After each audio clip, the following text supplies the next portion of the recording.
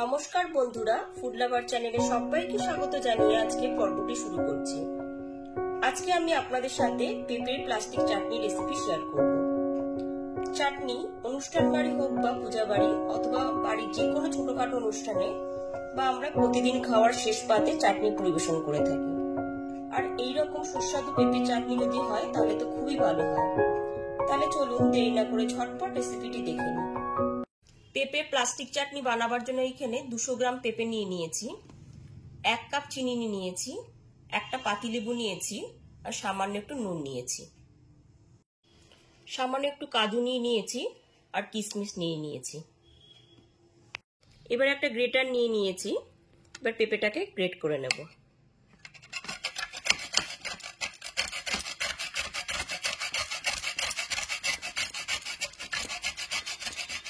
পেঁপেটাকে ঠিক এইরকম ভাবে গ্রেট করে নিতে হবে। সমস্ত পেঁপেটাকে ঠিক এইরকম ভাবে গ্রেট করে নিয়েছি।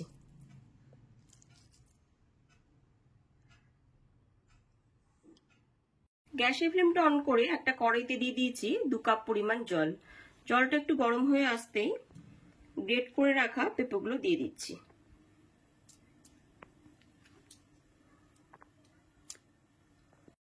এবার এতে হাফ টিস্পুন পরিমাণ লবণ দিয়ে দিলাম। লবণটা এবার খুব ভালো করে পেঁপের সাথে মিশিয়ে দিচ্ছি। গ্যাসের ফ্লেমটা মিডিয়ামে রেখে 5 মিনিটের জন্য ঢেকে রেখে দিলাম। 5 থেকে 7 মিনিট পরে ঢাকনাটা খুলে দেখে নিচ্ছি।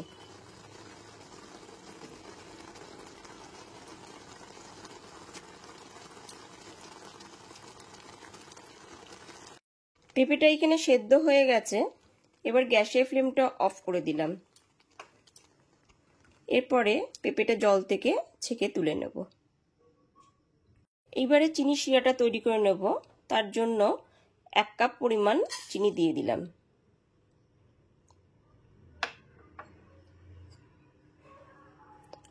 হাফ কাপ জল দিয়ে দিচ্ছি।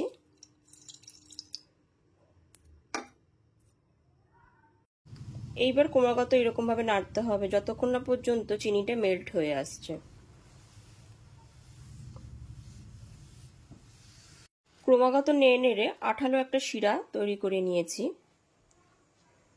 এরপরে সেদ্ধ করে রাখা পেঁপেগুলোকে দিয়ে দিচ্ছি।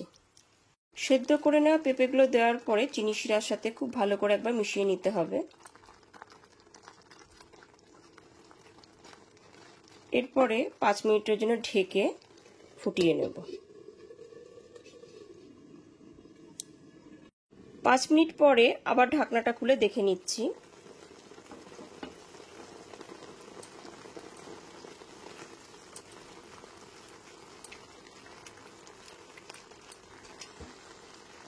এরপরে লেবুর রসটা মিশিয়ে দিলাম। চাটনিটা যাতে টক মিষ্টি হয় ওই জন্য লেবুর রসটা মিশিয়ে দিলাম।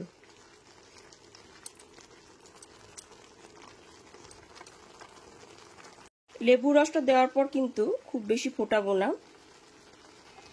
এরপর গ্যাসের ফ্লেমটা অফ করে দিলাম। এরপরে এর ওপর দিয়ে কাজু আর কিশমিশ ছড়িয়ে দিলাম।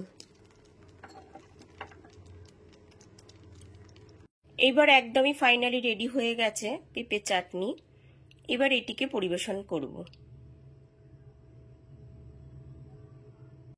আমার রেসিপিটি যদি আপনাদের কাছে ভালো লাগে তাহলে অবশ্যই একটি লাইক করবেন আর কমেন্ট করে জানাবেন আমাকে যে রেসিপিটি আপনাদের কাছে কেমন লাগলো।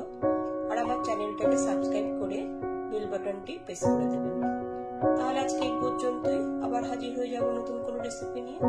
সবাই খুব ভালো থাকবেন। ধন্যবাদ।